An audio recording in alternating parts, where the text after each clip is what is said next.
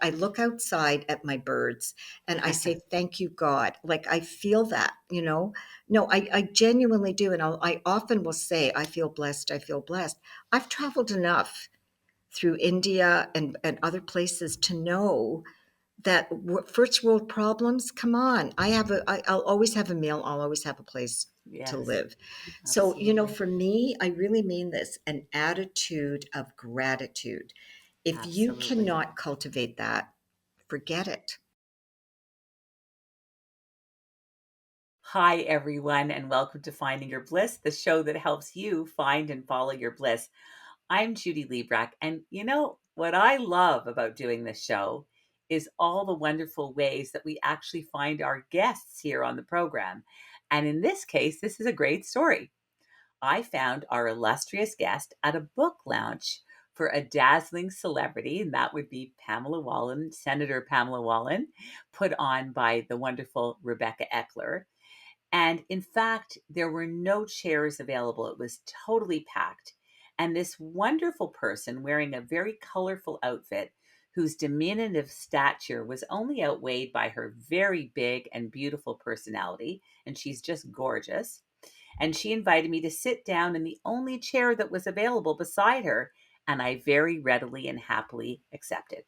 When I found out who she was, I knew it was Kismet that we would meet.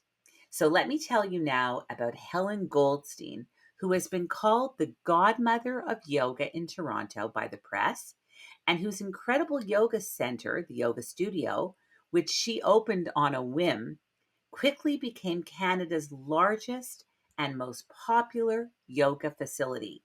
She created an unheard of model by offering many different styles of yoga and movement all under one roof. She held the first ecstatic dance classes, and she hosted some of the top teachers and gurus in the world. The studio attracted international celebrities and spawned many of the great yoga teachers in Toronto. Wallpaper Magazine called it one of the best 10 studios in the world. She was the subject of a documentary called Second Chance, and she's been a frequent guest on numerous global media outlets. In 1995, Helen Goldstein was one of the first Canadians to be personally certified by Dr. Deepak Chopra to teach his form of meditation. And she had the honor of introducing him twice to an audience of over 2,500 people. Pretty cool. She's had raucous dinners with Carolyn Miss and Wayne Dyer, the legendary Wayne Dyer, and a more subdued one with her mentor, the late Barbara Marx Hubbard. She was a guest at an over the top yoga fundraiser hosted by an influential yoga doyen in Bel Air, Beverly Hills, and attended by Hollywood yogis and yoginis. It's all in her upcoming book, which I devoured and loved. It's fabulous, by the way. And we are all getting a sneak peek of it today. Recently, she also, and we'll talk to her about this later in the show, she created a unique line of skincare, and she's working on a new life altering project, which I'm going to ask her about as well. As just mentioned, she's written a funny, raunchy, irreverent memoir about her 50 plus years in her quest for enlightenment. And she's still questing, she says, and 15 years managing the teachers at her yoga studio. She has no intention of retiring quietly, and she's in her 70s. Helen Pat Goldstein, what a delight to have you here. Welcome to Finding Your Bliss. What an honor to be here. And, I have to say, I'm going to be honest with you. One of the reasons that I was so happy for you to sit in front of me is because of your hair. I have a shallow. I loved your hair, and it was anything I could do, everything I could do to reach out and go like this. It was so. I loved it. I loved sitting behind you and just doing that because I've never been able to do that. So that's why I was Thank very you. happy. Come sit Aw. here. Come sit here. My hairdresser will love that. Thank you. Yes. Helen, congratulations on your upcoming book. It's fabulous, Thank by the you. way. And I have Thank to ask you, I didn't notice a title. Do we have a title yet? Well, I have a couple of titles, okay, but not a definite. So you read the whole book.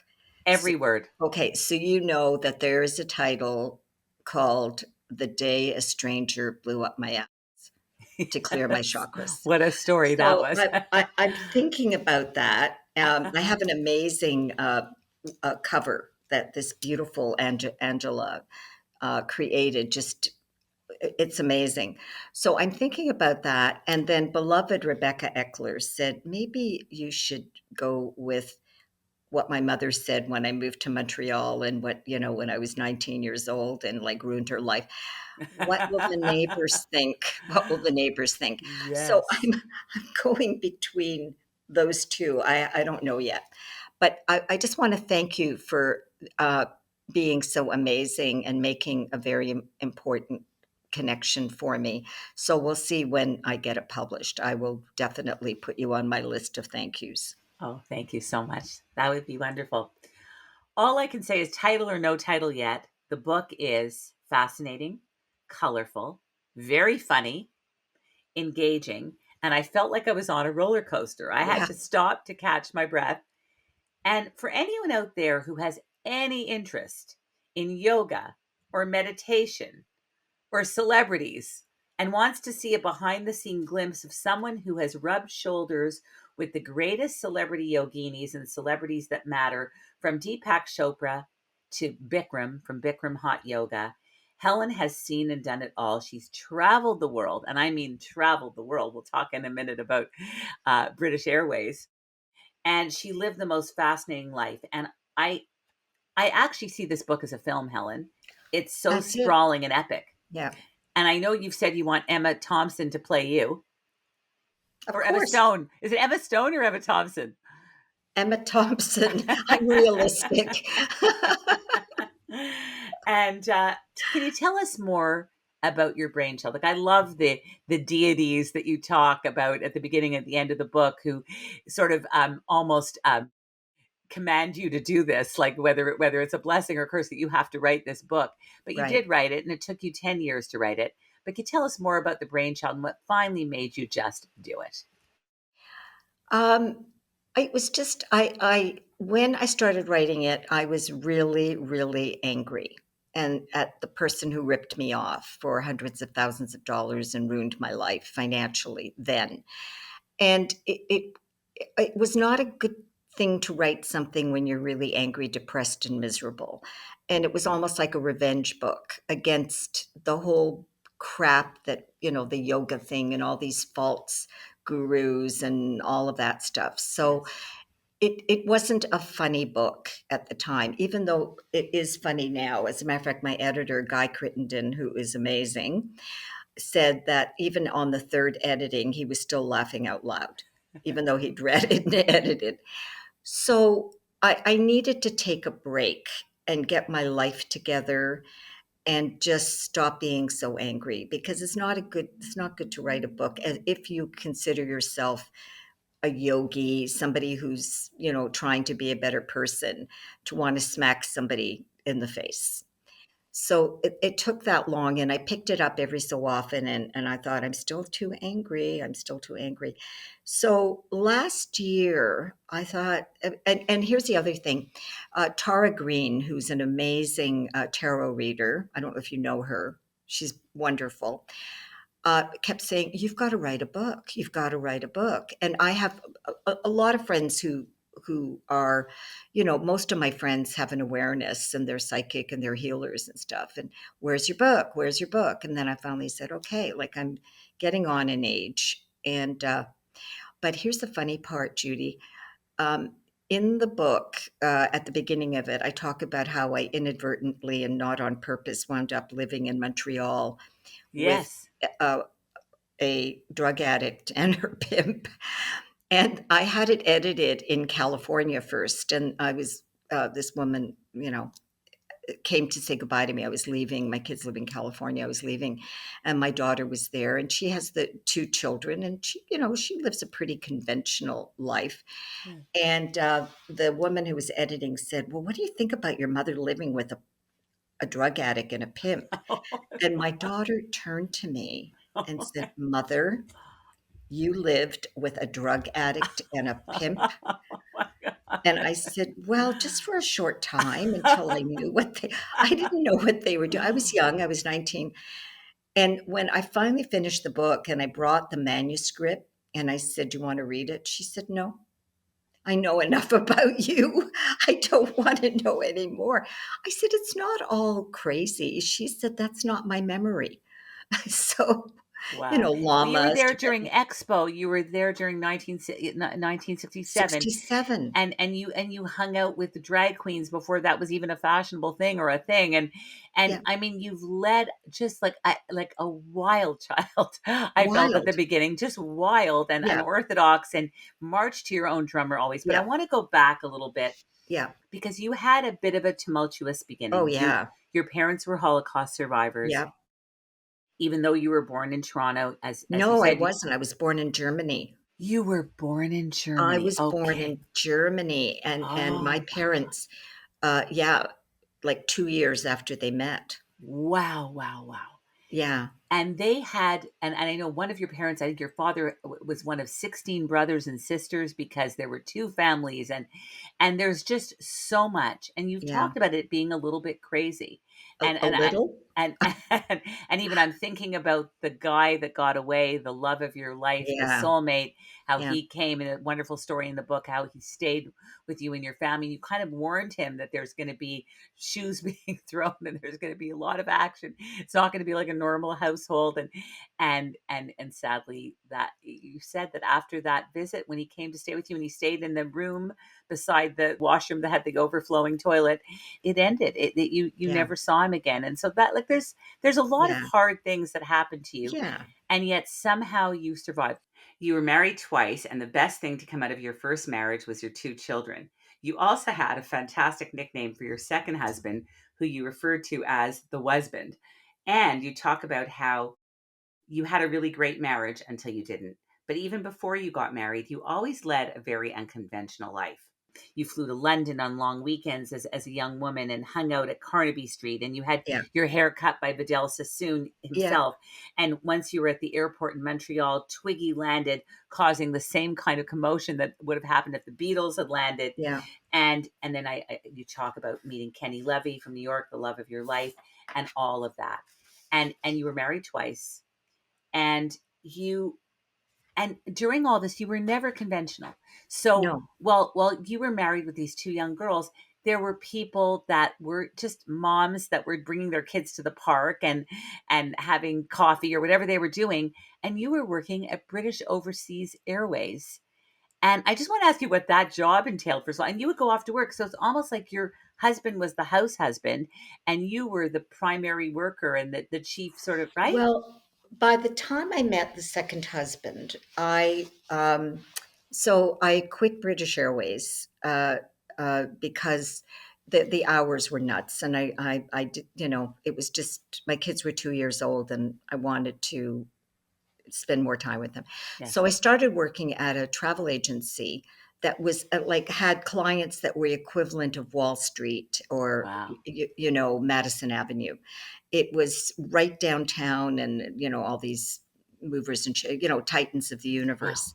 So I did that for a while, and then I met the husband, but I knew him from high school. And I never really paid much attention to him because I thought he was better looking than I was. He was prettier than me. And I thought, "Oh, no, I don't want that." But I didn't know I was pretty at the time. But anyways, so I never paid attention to him, and then we ran into each other. I had just come back from backpacking through India and staying in all Wow. these ashrams and Borneo and all over the place, and I had just come back, and I had rings on my toes and, coal around. This was 79 when I Very, met him. very early. This was, and you were and you were fascinated always by travel. I think that's why you liked the Yeah, job at British Overseas yeah, Airways. But always. you also you really took chances. Like you brought your girls, I think, to Bali. Was it Bali when they Yeah, were 5 years old? And yeah. they had they had three major trips by the time they went to school. So they're looking at school like all these little kids who are probably have had Yeah, such a sheltered life, and your kids have grown up with so many people from different cultures and tastes and foods and Yeah. spices, and it's kind of fascinating. Did they Yeah. love that they had that beginning? I know they didn't like it at summer camp, but did they love that they had that they had that experience, that rich, talk about a real education? Yeah. Well, my home, when I was with Archie, who I traveled with, the very eccentric lawyer, the criminal lawyer who I traveled Yes. with, and lived with for 4 years on and off. It was a tumultuous relationship. We were very much into Tibetan Buddhism and all that other stuff, Tai Chi and, all that other stuff. So my home became a center. Like the lamas would escape from Tibet. They'd wind up in India, okay? And Yes. then from India, they would come to my home until they had a place to open up a sangha or a center. So there was a steady flow of these amazing people who did not speak English, but there was a steady flow of people coming to sit with them and just be in their energy. And one of Yes. my favorite images of that time was we lived in a 3-story house. So they stayed on the 3rd floor, the Wow. lamas, and they'd never seen TV. So they would be sitting in cross leg on the bed watching the Roadrunner and cartoons Cartoons. because they didn't have to understand it. So there are these like high level lamas, like really high level, because a lot of the Tibetans in Ontario heard about them and came and just did this. And they're sitting there laughing at Popeye and so that's what my kids grew up with. Wow. But, they are so straight now. They're straight. Yes. Yes. My They kid, they like, it's like, where did I go wrong? You know? You're hilarious. Helen, you are actually a hilarious, Thank you. colorful, wonderful person. There should be more people Thank like you. You you. really, Thank you're you. amazing. I'm a reflection of you, darling girl. Uh-huh. You're an entrepreneur. So you've done everything from working British Airways. You did the travel agency, but where you were extremely successful before your whole yoga journey was as a real estate agent, which you did for 15 years. And you were Yeah. considered one of the top real estate agents in the city. You made a lot of money doing it. Yeah. You were very successful. You and your husband were thought of as a power couple and the Yeah. it couple and envied by all and all of Yeah. this kind of stuff. And then you got very sick. So the husband and I spent 6 weeks traveling through Japan, and I ate way too much raw sushi. And Yes. came back and I was really sick. I got this really undiagnosable form of hepatitis Yes. that laid me flat for 2 years. That's right. That's right. And I mean, I was in bed. And, Yes. I had more energy. I had like enough energy for 10 people. Yes. And then I got chronic Epstein-Barr and chronic fatigue, and nobody had that. That was I was 38, Wow. and I was really, I'm talking like could not get out of bed. So I loved selling real estate until I stopped loving it. I mean, Mhm. I'm not going to name drop, but you would know who I worked with. You Yes. would know. I mean, I called them my heads with bread. They had they had money. They had lots of money, and they were fun. Most of them were fun to work with, except for Yeah. the last person I worked with, who Mhm. really I didn't like. But anyways, they were funny. I was invited to the best weddings and bar mitzvahs and divorce parties, and my life was just a lot of gay guys, that was big, they were all dying, so let's just party till we drop. Wow. And it was that kind of real estate company. It was run by a Daryl Kent, who was really highly respected gay guy. So there were about 300 agents, and easily Wow. 200 of them, 250 were gay. So it was horrible because they were dying, and Mhm. yet nobody knows how to die better than a gay guy who knows he's going to die. It's like let's take the Concorde to London and get on the Orient Express. And I had a collection of flapper clothes, so I would lend them my clothes to wear Oh on the my Orient god. Express. Oh my I god. have pictures of them. Anyways, yeah. So it was just the best. I mean, if you're going to sell real estate, you want heads with bread. That's who you Yes. want. Yes, you did it in style. But when you got sick, is that when you decided to go to the Kripalu Center in Yes, Massachusetts yes. to go and this was gonna be like a spa yoga retreat, but it really was a pivotal, life-changing moment for you. Is that correct? It was, yes, and it was anything but spa, trust me. Yes. Yes, it was. I mean, lots of yoga, meeting amazing people. I'd already been very, very interested in yoga for a long time. Uh, yeah, meeting amazing, amazing people. And yeah, and then I came back and started doing a ton of yoga, like at different studios. And then Yes. one day I drove by the Medical Arts Building, you know, the one Okay. on St. George, Okay, and I I was gonna saw ask you, Helen is sign. was that the one on St. George in between Bernard and Bloor? Yes, I can't believe it. I at know the that building. corner, I at the love that corner. building. I know I that building know, very well. a gorgeous Art Deco building, Oh, gorgeous. wow. And on a And whim, you decided to do it. I I had no idea. I'd never had staff, and then it just became really busy because of where we were. Yes. We had, lots of movie stars, like lots and lots, uh, because we were right near, Yorkville. Yes. So they would come, and they felt comfortable there because nobody bugged them, and they could walk in and no, it was a very, my favorite, I have to say, was Willem Dafoe. It was all I could do. I wanted to touch him all the time. Just his voice, just say something, please. Anyways, it was just the fun place, and I did something that nobody had ever done before. I had different styles of yoga under one roof, and it became a gathering. Yes, you did Kripalu, Kundalini, Hatha, Iyengar, restorative, Yeah, pre and postnatal, Pilates, belly dance, Tai Chi, Qigong, and of course, many different styles of meditation as well. And this was unheard of at the time. Like now that unheard of. sounds like something that might happen, but in those years, and that's when you got the reputation of being the godmother of yoga in Yeah, Toronto. You were yeah, named one of the top studios. This was like a happening. And I think it went back to those days where you had all the llamas over and you knew how to bring people together and yeah, then your business sense of being such a successful real estate agent and I think all of these pieces just came together in a perfect storm in a great way to right. just make this the place. At one point you had 58 people working for you Yep, and this was everything. In fact, I just want to give you some of the wonderful things. So just people just loved it and it was amazing. But I want to go back for 1 second to before this yoga studio.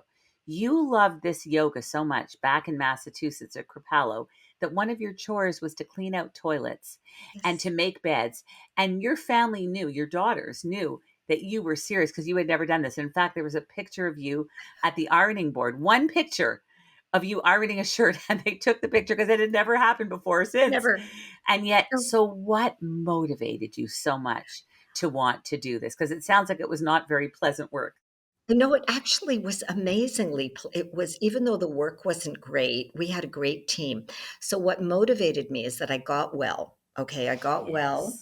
and I went back to work with a vengeance. And a woman, my favorite, one of my favorite healers, Nida Bruno, who was my chiropractor, came to one of my parties. I have these parties where I have 60 women, and you're going to be invited to one of them. You'll have so much fun. It'll be stupid. But anyways, I had 60 women there, like my manicurist, my hairdresser, my therapist, you know, everybody. And she came and she started yelling at me and she said, "Look, it's in my book. Look what you've done. You've got all these amazing, and what are you going to do with that what you have with your ability to create community?" And she Wow. was really mad at me. She's Italian, and she was, you know, she was doing a lot of this. And and then this is the truth. I swear to you, the next day, a Kripalu catalog turns up on my porch, and I call Wow. Nida. I go, "Thank you for the hint," but she said, "I did not drop that." I said, "Well, who did?" She said, "I have no idea, but I want you to pay attention." No, Wow. that's what happened. I'm still to this day, I So don't know who cool. dropped that catalog off. Yeah. So I called and I said, "I'm going," because I used to go away anyways, like for a week or so. I go to Florida to a yoga place. You know, I would do that because I worked really hard. I mean, sometimes I didn't get home till 4 in the morning Wow. doing the work. So I went there and then this spiritual lifestyle training thing came up, and it was a little over 3 months, and I thought, okay, I'm going to go, and I've got this fabulous clothing, and I'll sit at the front desk and tell people where Yes. to go, and I'll work in the gift shop, and Yeah. da da da da. Well, I wound up cleaning toilets Yeah. and making beds, Wow. and it was one of these places where you couldn't look at men. You had men sat here, women sat here, Yes. but it was the most colorful, interesting group of people, Wow. and I yes, we made beds and washed toilets, but we also danced with our brooms, and we put music on, and I mean, and I learned how to communicate much better, and I hoped that, my ego, here I am, I'm like the luckiest woman. I've got, a top real estate agent, I've got a great marriage. Well, the marriage didn't survive my opening up the yoga studio. Everything changed in our lives. Right. Do you think it's because you changed and you became Yes. deeper and more spiritual, and suddenly like somewhere in the book you mentioned you would see this woman who, had just bought $1 million home and was complaining that there wasn't a 4-car garage, and you were like so beyond that. You Like, had who seen things, cares? and who cares? You were getting it. You finally got it in such a big way. And you didn't keep it to yourself. You got it, but you were sharing it with us. It really reminded me, Helen, of, and I think this relates to your book as well, that when you really want to read a book and you go to the bookstore and you look for that book, but it doesn't exist, and you realize I need to write that book because Yeah. it doesn't. I'm doing that myself now with Bliss. Yeah. But it's the same kind of thing with you. You sense that there was a need, it wasn't there, and so you created it. Yeah. But my God, like, it was so super successful.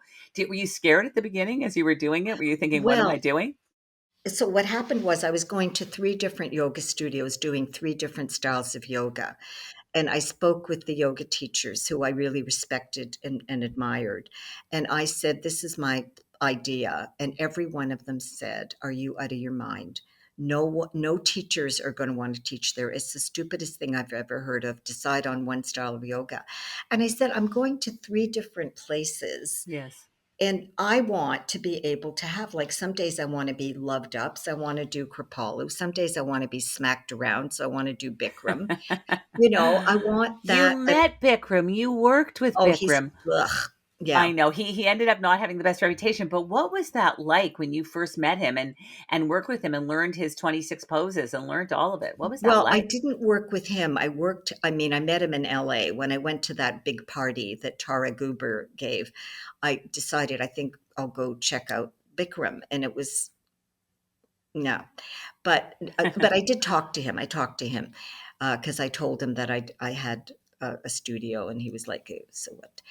Um, but the man who was teaching Bikram, Sasha, beautiful man, Mm, beautiful. I was going to his classes, but none of my teachers, not one, thought it was a good idea. And they all said, "You're going to go under." But it was the opposite. Like, I had teachers coming, "Please, can I teach there? Please, can I teach there?" And so, you know what it was like, Judy? Imagine um, a sacred space like a yes. synagogue or a church or a mosque where every religion is welcome. Mm, beautiful.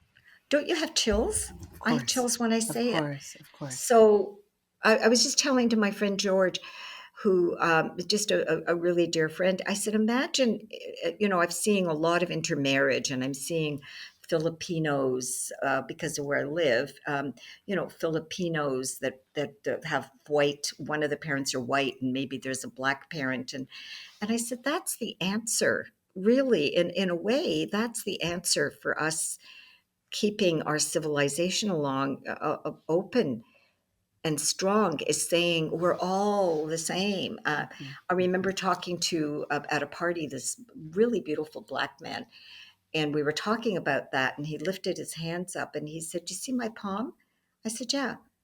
He says, "The same color as yours." I said, "Yeah." Wow. My Wow. my Wow. tongue, my gums. I said, "Yeah, we're all the same. It's just the Yes. outside that's different." Yes. So that's how I felt about the yoga studio because, unfortunately, my biggest problem. with the studio, it was dealing with the teachers, I'm gonna be honest. It was not the students, because there's a little too much ego Yeah, there yeah, with the yeah. teachers. It was really hard. That That's was the crazy. hard part. And you sold things. You sold oils and incense and yoga wear and yoga accoutrements. And I love the story in the book where someone came in and said, I have this yoga wear. It's very form fitting and it's midriff bearing. And you went, no, that's never going to work. Yoga clothing should be loose and lovely and white, and which I kind of agree with, by the way. And everyone, you know what that was? You could tell us. Well, he said, "I'll give you exclusive rights. You'll be the first yoga studio." And I said, "Well, what's it made of?" And it was, I was all about it's got to be cotton, it's got to be bamboo. I was Yes. working on my own yoga line at the time. And he said Lululemon. And I said, "That like I can't sell stuff called Lululemon." Anyways, I mean, so my manager, I don't know if you probably do you remember Razzle Dazzle? Sure. Okay, so Michelle Yes. was my manager. Oh my god. That's Okay. crazy. I know, and we were best, best, best. We were really close. That's a whole story. I have to write my story about her in my next book. I mean, she deserves a whole book. Oh my But so god. she was my manager, and she loved the clothes. And I just wanted him out of the studio. Like, what's he selling? It's like form fitting and like, no, this is No, not that's yoga. not gonna happen. Also, it was a lot of black, and you love color, I which is don't wear why black. when we first came on camera together, you said to me, "I love that you're wearing color because you have a big thing about color." What is it? Okay. So I'm going to go on a bit of a rant. So, really, when we started wearing black during when Victoria's husband died Mhm. during the turn of the century, and everybody had to go into mourning. Yeah, And black, my lama said, "Don't wear black, don't wear black because it sucks the energy." yeah, And so I don't wear black from the waist up. You'll never see me wearing black. I might wear black and white, but it's mostly white.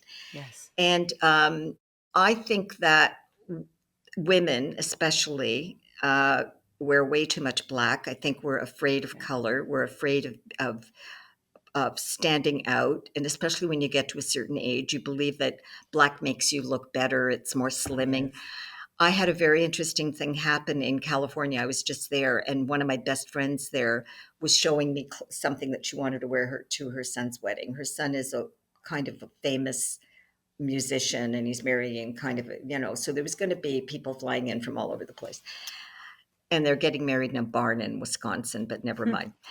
So and I said, "No, you have to have color." And she wears black, gray, and beige. and And I beige. said, "Stop, you have to stop." So she said, "But that's all I wear." I said, "Go and buy some scarves." So she Yes, bought some scarves, some colorful scarves. lovely.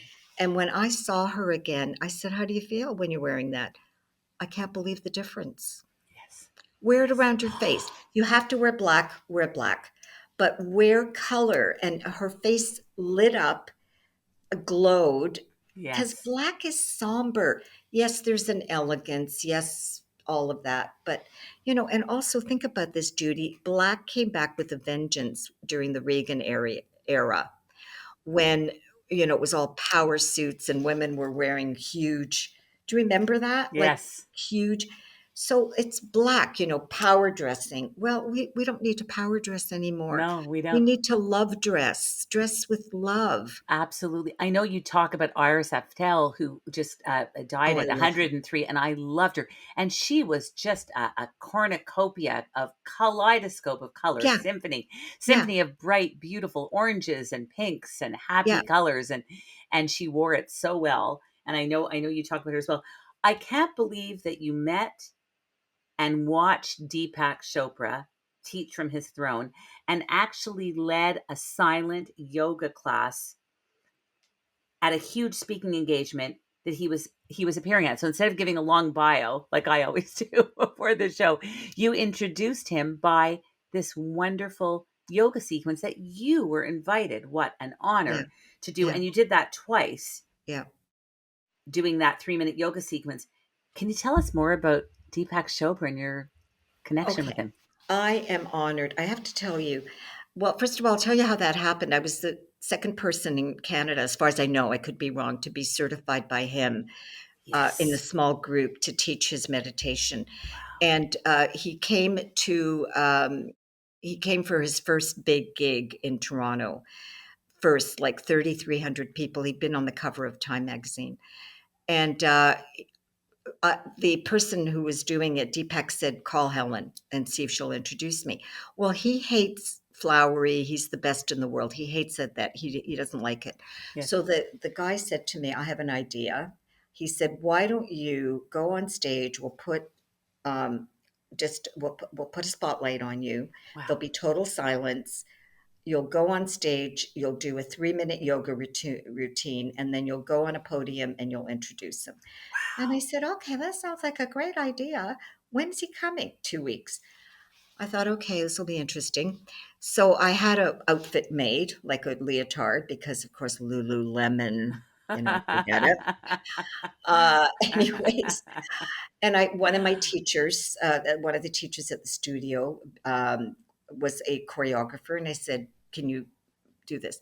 So can I tell the whole story? Because it's actually Yes, I quite funny. love Are this you all right story. with that? I love it. So it was a full room, 3,300 people. There were a Oh, row, 75 people in a row of my friends and family, who I was really nervous about. And then there were chairs on the stage. I mean, it was nuts. And so I practiced the routine. I visualized it every day. I practiced it. I visualized my doing it. I saw myself on the stage, wow. everybody loving it, getting off. So I'm in the green room, when you know what that is, Of just course. before, and people are still filing in, and I'm pacing back and forth in the uh, hallway, and Deepak's in his room. The door's open. He says, "What's Wow. going on?" I said, "I'm really nervous." He said, "What are you nervous about?" I said, "I can't believe I agreed to do this." I said, "What if I go on stage?" All I had was a microphone. And he said, "What? What?" I said, "I can't believe I agreed to do this. Am I out of my mind? My stomach is churning." I thought I was going to throw up. And he said, "So what? Tell me the main thing." I said, "I'm really worried that I'm going to pass wind in front of 3,400 people with a microphone. So it's going to be even worse." And he said, and he does that Indian thing, this Yeah. thing. He said, "Well, maybe you're meant to." And I said, "That doesn't help. That doesn't help me." He said, "Go back to the room, do what Yes. you know, sit there, visualize, breathe, you'll be fine." I was more than Wonderful. fine. I was Wonderful. fabulous. And Wonderful. I still meet people, and this was like, I don't know, 30 years ago. And you Oh, couldn't video it then. There was no videoing in Roy Thompson oh, Hall, no videoing allowed. I wow. still meet people who talk about it. And then the producer asked me to come to the next one, which was 6 months later, Wow.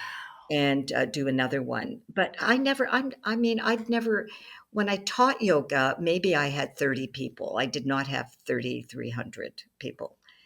But it was an amazing lesson in believing what you're capable of doing and letting go of ego. Yes. Because really, Yes. I had to be prepared that I was going to make a really rude sound in front Yes. of all those people. But it's surrendering, right? It's letting go and surrendering and trusting the universe to unfold as it should. You Yeah, must have felt elated and yeah, exhilarated when that was over. yeah. And you asked me what Deepak is like. I will tell you that he is such a good person. I was at a retreat. There were about 70 of us in Seattle, around Seattle, Yeah. years ago. And I hung out with him a bit, but more importantly, I saw him with the people that he works with, and just how real he is, and the level Yes. of conversation. Um, like, he's real, like he walks his talk. He goes on silent retreats, he goes into the desert. Like, he's a You good went guy. I've always loved him. So I'm Yeah. so fascinated that you had this lovely relationship, have this lovely relationship with him. Yeah. You went on a silent 10-day retreat. A lot of people didn't make it past the third day. Oh, And right, they just couldn't do yeah. it. And I Yeah. know this is and you're a communicator, you're a Yes. talker, you're a connector, you're a Yes. touchy feely person. So I can't imagine, first of all, what was that like for you? Did you enjoy it? How did you survive it? Because that sort of is not you, but you did it. Well, I've done it a few times, and there's different styles. And there's the one that I did the one that I wrote about, which was called the silent yoga meditation retreat from hell Yeah. was a style that somebody warned me that it was much, much harder than the other ones, and it was. It was great, ultimately, Yeah. actually. It was a cleansing. I Mhm. mean, imagine, Judy, no looking at anybody in the eye, no talking, Wow. no reading, no nothing, no movement, like no yoga for 10 days. Wow. You could walk and Outside, you said yes. meditate at the Yeah. same time. Yes. But, I'm not an early riser. I go to bed really late and get up late. So I had to adjust that because we would get up at 5 in the morning Yes, to breakfast. start. You made a whole sort of a list of what a day looked like. It was fascinating. Like rise at 4 or 5 a.m. Yeah, Do not do yoga, but meditate. Go to breakfast. Meditate. Go for lunch. Meditate. So it went on and on. Like it was yeah. quite a rigorous. It was, but I would do it again. I wouldn't do that one. I wouldn't do that particular style, but I've done them since. I went to another one near Bancroft not that long ago, which was beautiful. The Dharma Center, if anybody's interested, Dharma, they do Nice. beautiful, focused meditation. And the people that lead it are just beautiful. And they actually, the two people that led it, um, had been to my home to meet the llamas. So Wow. they remembered me, I mean, I had so many people coming. But anyways, so that's the definite, it's done much more compassion, and it's not as rigorous. I would never do the other one, except that I met those two, that woman, right? The Yes. story about how Yes. we went Yes. shopping after. Yes. Oh, Yeah, that's the best. I You just know. when it was all over, you ate and you went shopping and she was there's so many fascinating, lively Yeah, characters, but and you also had so many gurus visit your studio. And I'm not going to tell the story, the big, big story in the book about that guru and what happened when the Armani guru. yeah, Oh, oh yeah, my God, what a story that is. What a story. And yeah. how you went out with your friends, the girls, and you had to be called back to the studio to deal with what happened. But there's just, I mean, that I want people to read the book to hear that one. But how did it all, like, how did it unwind? So you were doing this for almost 15 years. You were at the top of the top. It was the place of the place. You got such great reputation. You wrote, I wrote this, you were called the Godmother of Yoga, as mentioned. You were mentioned in W Magazine and magazines all across Canada. Wallpaper Magazine called you one of the 10 best studios in the world. And you even wrote a monthly airplane yoga column for Air Canada in their En Route magazine. I thought that was super cool. You Yeah. did TV shows and writing for various wellness magazines. And I also found this fascinating because you were never a journalist, and you actually wrote that the only time you ever had written really was writing ads back in the days of real estate. Yeah. And yet, when your clients were these high profile Canadian cultural creatives and politicians and all that stuff, but you suddenly were writing. Where did this all come from? This writing and this creativity in every way. People, friends of mine and people who've read my book have said that I write the way I speak. Yes. Yes. And basically, the writing I was asked to do, there was I was doing a column, and I was also doing a column. Do you remember that magazine that you used to pick up at the subway, that newsletter? I forgot the name of it, but I did a yoga thing. So I was out there Wow. a lot. Okay, Yes. I was in Yes. Chatelaine, like all women's W magazine. And I didn't write for them, but I just basically write the way I speak. Yes. It's colloquial and chatty and real, but Yeah. you're also an excellent writer. Like there's Oh, some thank you. beautiful, I kept writing down beautiful pieces of, beautiful phrases. There were just some gorgeous, I've listed some of them, gorgeous, gorgeous pieces of writing that just Thank you. really jumped off the page. The writing is exquisite. What happened, Helen, Okay. at this point to make the whole thing dissolve at Okay. the time? Okay. So I will tell you one thing, with very little exception, running a yoga studio is not a way to write livelihood. Okay. Especially if you have a bit of a heart. So I had a lot of people that, were sick, mentally, physically, they couldn't afford it. They were poor, and they Mhm. would say, I can't I can't afford this. Can you give me? So I'd give them free classes, and I was paying the teachers per person, and we didn't really keep track of who wasn't paying.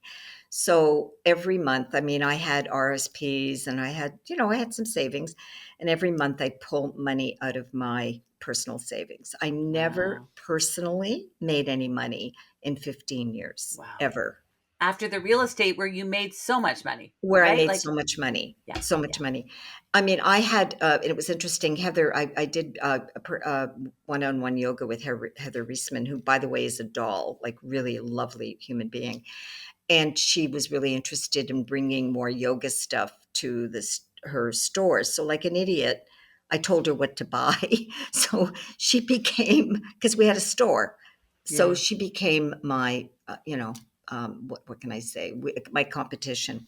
But the Right. bottom line was I made a lot of mistakes. I let way too many, anybody who said they were a friend of mine, go on in. And then when a woman I know who taught for a very short time at the studio approached me and said, "Do you want to sell?" And I said, "Lord, thank you, God, thank you. Yes, yes, I do." So she introduced me to her boyfriend, who was the CFO at Royal Bank, Yes. and we met a couple of times. Not my favorite person, but that's okay. I don't call bankers my favorites. Yes. Anyways, we had an agreement. I then got asked to go to Shanghai to be the keynote presenter for Shanghai Yoga Week. This guy Wow. decided he had 7 yoga studios, didn't know anything about yoga, but he'd been on Air Canada, saw my column and en route and asked me if I would do that. So my lawyers, I had very good lawyers. One of them was an old high school friend who took really good care of me. We had a contract. Her boyfriend kept avoiding signing the contract, Hmm. avoiding it. I took off for China, just wouldn't sign it, wouldn't sign it. And I kept hearing that there were difficulties in the studio with the staff and him. I came back. All my stuff, my personal stuff, had been moved out into a locker. Oh God. They took over the lease. I was 1 month delayed paying rent. Oh, brutal. They renegotiated the lease, and they never signed a contract. Wow. And we had an agreement, and he reneged on it. And he started, and then I find out that he was one of the people. Do you remember that Ramparts scandal years ago? Hmm. He was one of Hmm. the people. I didn't check him out because I didn't have the time. And he basically took over the studio, screwed people left, right, and center, Mm, didn't pay teachers, mm. had a sale, like a half price sale, and then closed the doors. Like Good no grief. warning at Right. Right. all, no warning. And Brutal. I came back, I didn't know what was happening. My manager, who I loved, Amanda Clayton, just an amazing manager, just kept saying, "There's weird stuff here. We're not liking it. People are not happy." But I thought, like, how bad could it be? Mm. Anyways, the banks, because he didn't sign off on anything, came after me. Oh. He went bankrupt. He bankrupted the Oh studio. my God. So That. they came after me personally. And just when my mother died, they went after the little she left me. So I basically went from being in a pretty good financial situation to being homeless for 2 years. I couldn't even, my credit went down to yuck. Mm, And I had to stay at friends' places. And they would say, "Come stay with me for 2 months or stay with me for 3 months." mm. And it was great. I never slept on a couch. I slept on thousand thread count sheets. I mean, I was really well taken care of. I'm a Yes. very good guest. I'm really a good guest. So that was 2 years of that. Yeah. Yeah. And, Wow. and then my daughter gave birth to twins in California, and one of them Yes. has cerebral palsy, Oh boy. special needs. Wow. So then I started spending 6 months of the year In there. California, And yes. then I don't know, I got my crap together and now I'm not anywhere where I could be, nowhere. I mean, I have to work. I can't stop working, but But that's okay. Helen, you always, like, in spite of tragedies, we talked about this earlier, your beloved sister passed away of breast cancer, which I think really Ugh. killed you, and your mother, you lost your parents, you had broken marriages, but somehow there was something in Helen Goldstein that I always think of Jack Canfield. I think he's the one who said, "Fall down 7 times, get up the 8th." You always got up, you always do get up. What drives you so relentlessly, no matter what is going on? Okay, I'll tell you, first of all, I have the DNA of a father who lost 15 siblings, all of his cousins, uncles, aunts, siblings, so I have that DNA. I have the DNA of a mother who grew up very privileged, who lost all her brothers and sisters, saw things that no 19-year-old should ever see. So I have that DNA. I have survivor DNA. Yes. And I remember my banker, I had an amazing banker, and I went in to see him when everything was just going like I could just see I was going to get screwed. And he told me what to do. And he said, I don't understand why you're not crazy. And when I told him, he said, okay, I get it. Judy, that's not to say that I'm not crazy sometimes, enough times. Like I've had way too much crap. I have a very good friend, my friend Lena, who's an amazing healer, amazing. She said, I've never met anyone like you who attracts more crap because I do. It's like I've got this black cloud hanging over me. I really But you do. rise above. You I rise do above. because what is the choice? What is the choice? What is the What choice? what choice do I have?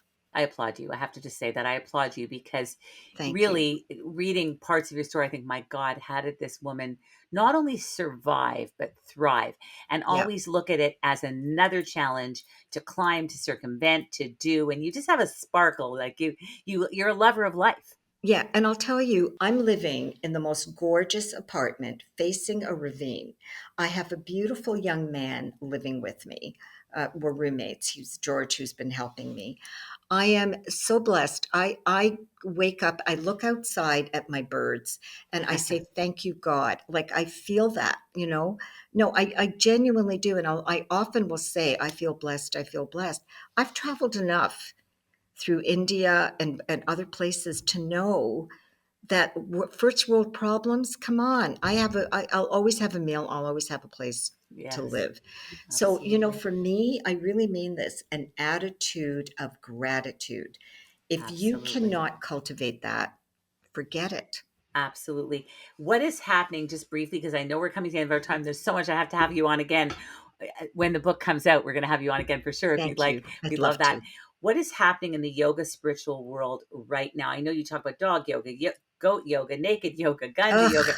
but what is happening, and where do you see yoga right now? It drives me completely mental. Mhm. It really does, honestly. Like, can't you just do yoga? Like, breathe Pure. and do, Yes, like, why yes, do we have to have goats? Why do we have yes. to do it? Like, I have a friend, God bless her, I love her. She taught naked yoga in Kensington Market and kept Good saying, Lord. "Can you come? The Globe and Mail's gonna do a story." I said, "I am not gonna be behind somebody looking up their ass. I'm not doing it. No. No." And No, she no, said, "Well, you no. don't have to be. You can." No, No, no, not and I not for don't want you. anyone looking at me. Where do you So practice, Helen? Where is your yoga these days? What's yoga like for you these days? I will be honest with you, I'm not doing as much as I used to, but I do meditate every day. Wonderful. I guess when all of this collapsed and my life went down the tubes, which is something I didn't expect at my age, Yes. I said, "I'm mad at you, yoga," which is why the Yes. book never, but I do my stretches and stuff like that, but I'm not doing it. But I feel meditation for me is what keeps me going, and Absolutely. I don't miss a day, or I try not to. It's really important. It's beautiful. What made you dye your hair purple? Well, my friend Noemi, who is a Argentinian documentary filmmaker who's beautiful, has long blonde hair, and da da da. I let my hair grow white, and she Yes. came over to visit me, and she goes, Horrified. Helen, you can't do this. I said, why? She said, you look old. And I said, I am old. She said, no, no, no, no, no, no, no, no. So went to Shoppers to buy shampoo and I noticed Manic Panic purple. I had white hair. This is 20 years ago almost. Okay. Nobody had Wow. purple hair. Oh my And I gosh. said, I'll take that. And I went home and splattered it. And the funny thing was, I was living in the beach at the time. I would walk along the street and all these people would say, "Oh, I love your hair." And even today, and the reason I keep my hair purple, my kids know that in my gurney when they're taking me out, you know, I For better have good, but purple yes. hair. Okay, You better it's have purple. forever. But honestly, Judy, it makes people smile. Yeah, And people, I'm not this decrepit little old lady with white hair because I'm yes, little. I'm a force to be reckoned with. And, I wear color and I have a certain stature and I don't pay much attention to how little I am. yes. But I will never not have purple hair. And it's actually purple and fuchsia. I do it myself. And It's when great. people stop me and they say, "Oh my God, I love your hair," and I tell them, "Why don't you do this?" "Oh no, I can't. I did.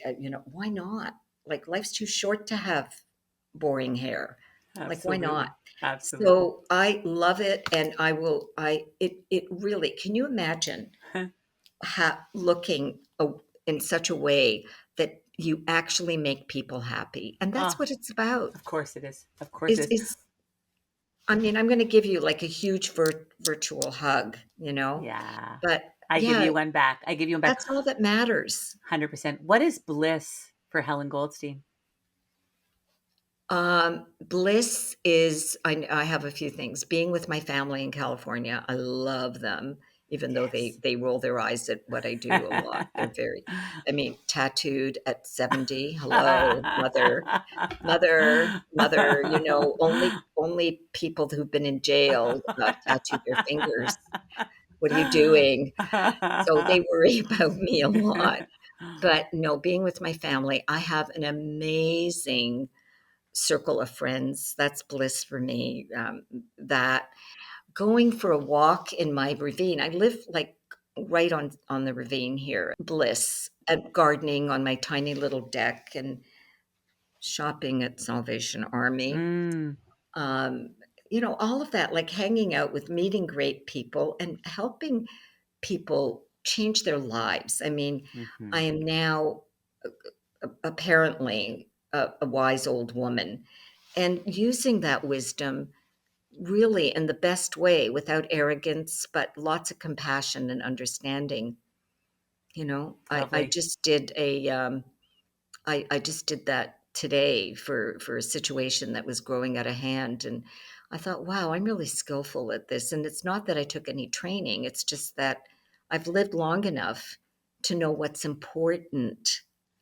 And I guess that's it. Like, what's important? Like, the other day, with George and I went for a walk, and I said, "I have to hug this tree," and I did. I mean, I hug trees and I hug strangers. That's bliss. Okay, that's bliss. I love that. That's utter bliss. Is walking along there, somebody stopping to talk to me and ending the conversation with a hug. That's so great. That there's nothing better than that. What's next for you? Okay. So I'm working on an amazing project, and I know that you interviewed Jack Canfield. So, Yes. so the project I'm working on is with this couple. His name is Brooks Cole. Her name is Sabine Schultz. And then they're living in Barcelona, and they Wow. are branders, and they helped brand help Jack Canfield and lots of Wow. names, Wow. Santana, Wow. and a beautiful couple in Toronto who are pioneers in health and wellness. And you met them actually, Mindy Yes. Blackstein and Jeff Kipple, who have this vision of creating an app that makes you accountable. And we're Wow. using AI in the absolute best way imaginable. So, Judy, you wake up one morning and you say, I want to learn how to speak Spanish or whatever. Okay. But Nice. you're not really doing it, but you really want to do it. So we help you connect with I'm going to say five people. It could be less, it could be more globally Oh, that are going to support you and you, Judy, have something that they need. Nice. So it's like Facebook on steroids, where we're Mm, building a community where we're really helping each other, built out of love. And Mindy and Jeff have this amazing book out called Ridiculous. And the motto is just, I'm not going to say the whole motto, but be ridiculous, just yes, go just do crazy. it. Just do Like, it. okay, here, Hmm. wear two different socks. Yeah, Okay, yeah, just who cares? Just yeah, wear two totally, different socks. totally. Nobody knows but you. But even so, I wore two different shoes to the yoga show by mistake, and people thought that I did it on purpose, but That's I so d- great. I don't know what happened. George Helen, said, "Oh, you did that on purpose." No, I didn't. I didn't realize it it. just happened. And But you don't get just go, just be ridiculous. Like, be ridiculous. go out there, dye your hair purple, wear something that you would never wear, hug a stranger. Like, why not? Like, who are you hurting? If there's Really? anything you want to impart about your journey, your life, your love of yoga, meditation, helping people from the book, what would it be? If there's one golden nugget you'd like to people to get from this upcoming book that we can't wait for. But my life has always been fire at ready, aim. It doesn't really serve me. Okay, it has been like it doesn't. It's not great. But you know what? There's something about fire ready, aim Yes. that once in a while that can really shift your life. And take chances. Like, don't be stupid and reckless, but do stuff. Like, I went ballooning. I have to tell you, I was terrified. I My friend Lucille, who was one of my best friends, come and do this thing. I had my ass blown up by a stranger to clear my chakras. I But love I that didn't story though. walk out of the room. She's going, and I'm going, what is this? But anyways, it's like, just what have Go you for got to it. lose? I Yeah. mean, we don't know.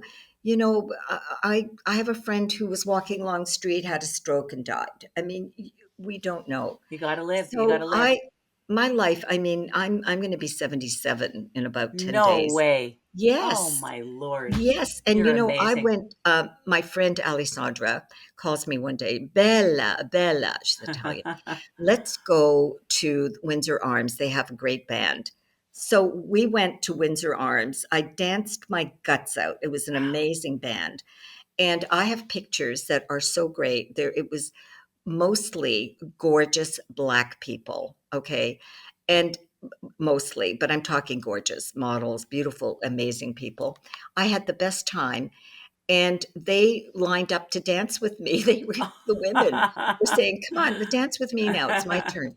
So go dancing, even if you're a crappy dancer. Who cares, That's so great. That's so great. right? Like, life's too short to wear Helen, black all the time. we're going to do this again. Mwah. Definitely when the book comes out. I like the second title, by the way. If I can just make my vote, the one that Rebecca liked, I like that one. Yeah. I don't know. It made me laugh. And I think it's going to be a big hit. And I think it's going to be a Thank you. film. The Yeah. sky is the limit for you. What is the best way for people to contact you and connect with you on social media? And when are we going to see this book? I'm waiting to get it published. I've got it. Thank you for the making that connection. So we'll see. It's so Thanks to you. exciting. I'm hoping to have it published within the next few months. And on social media, you can reach Helen at Helen Yogini 108. Let me spell that for you. It's HelenEYogini 108. And on Facebook, you can find her at Helen Pack Goldstein. That's spelled PACH Goldstein. Helen also has a beautiful line of magic skincare with some fabulous healing creams. To check that out, all you have to do is go to her website at helenepack.com. That's HelenEPACH.com. And be sure to stay tuned for a new app that Helen is working on called Accountable You. It's a system designed to help everyone stay accountable to their goals, wishes, desires, and dreams. As Helen mentioned earlier, the team working on this includes Brooks Cole of Solo, who's worked with Jack Canfield, Michael Beckwith, Santana, and Disney, just to name a few. Helen, it's really been mwah. It's A been pleasure. a pleasure, a A delight, and pleasure. actually an honor to An meet with honor. Helen Goldstein on Finding Your Bliss. It's really been. Amazing. Thank This you has very been much. blissful for me. You want to know what my bliss is? This is my Same, bliss. same. Thank Thank you, you. dear heart. Thank you so much. The Big same to you. hugs.